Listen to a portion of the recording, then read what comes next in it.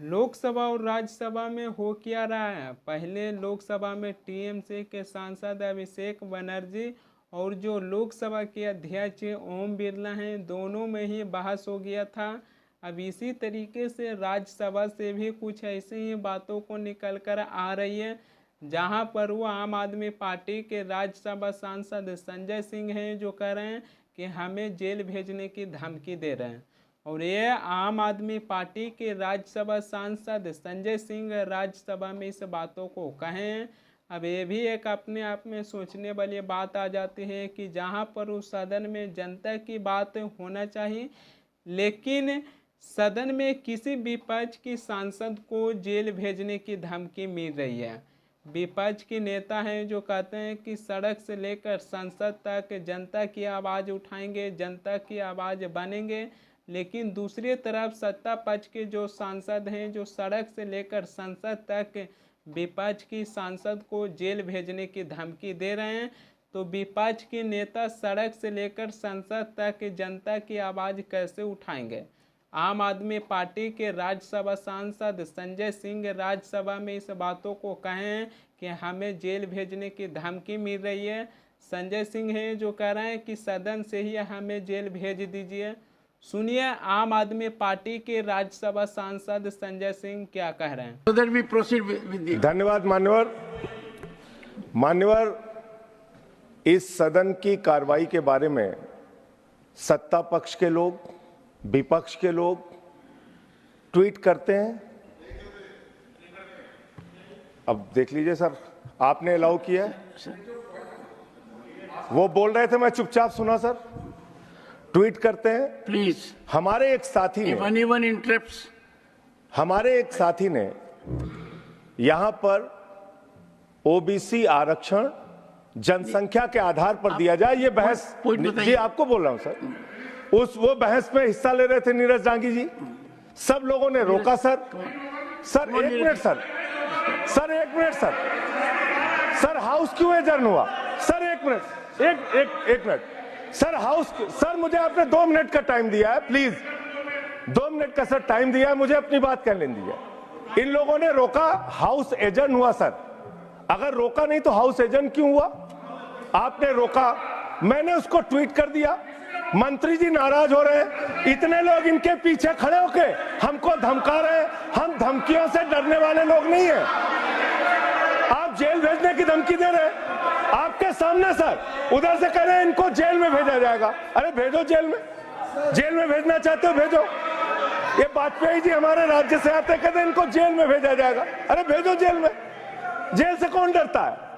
किसको डरा रहे हो आप जेल से? भाई आप भेजिए जेल में सर। यही सदन से जेल भेज दीजिए सर, सदन से जेल भेज दीजिए। जेल से डराइए मत, मैं सिर्फ ये कह रहा हूं, सदन से जेल भेज दीजिए। आप सरकार में, सत्ता में, आप जेल भेजना चाहते हैं। ओके। आप लोग चिल्ला रहे हैं जेल भेजेंगे, यही से भेजिए। ओके। अगर Neeraj ji, mister Neeraj Dangi please start the debate. अंतिम नहीं, हो गया ओके, अंतिम लाइन, 1 सेकंड, अंतिम लाइन।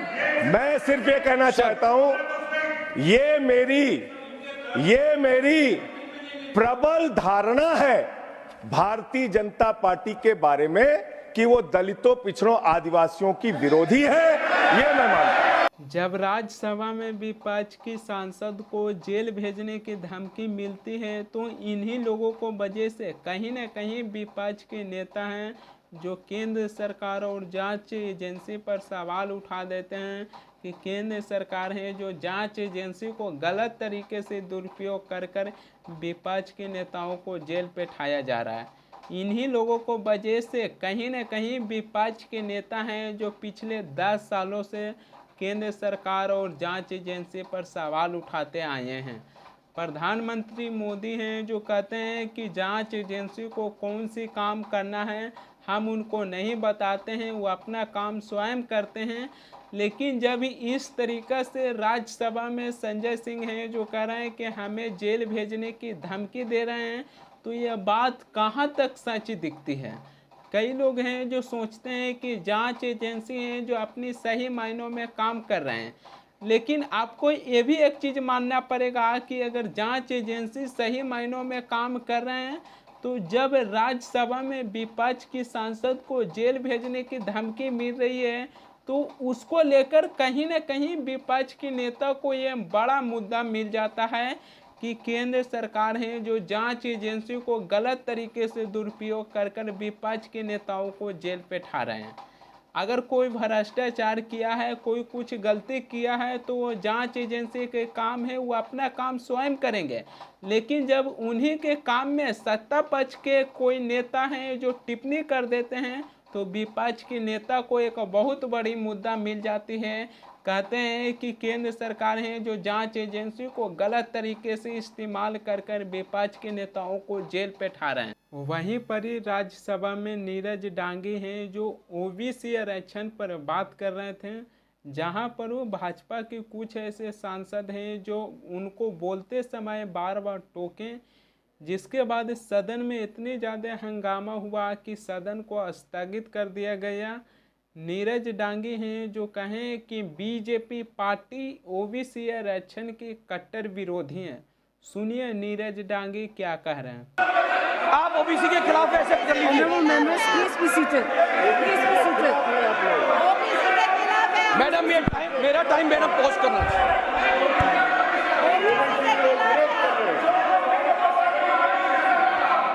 ये सदन में ओबीसी के खिलाफ है, ये सामने आ गया है, ये सामने आ गया है। मैं कंटिन्यू करना चाहूंगा मैम। 50% की सीमा को खत्म करने की आवश्यकता क्यों है?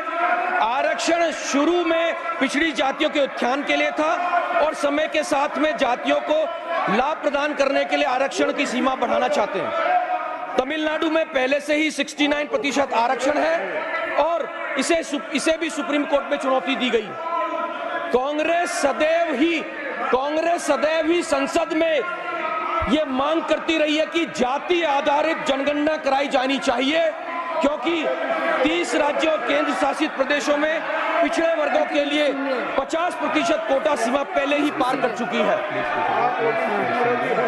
भाजपा को ओबीसी समुदाय का समर्थन प्राप्त है, लेकिन सदन में वो उनके खिलाफ बोल रहे हैं।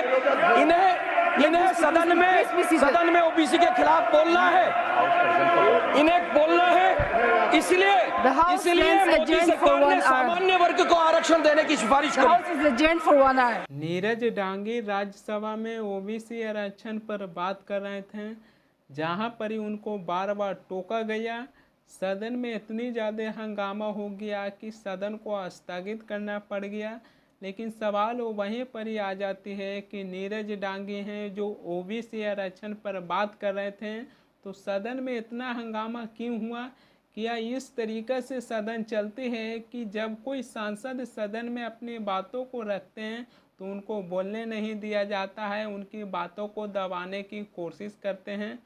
नीरज डांगी राज्यसभा में ओबीसी आरक्षण पर बात कर रहे थे, तो इसमें कौन सी बड़ी बात हो गया?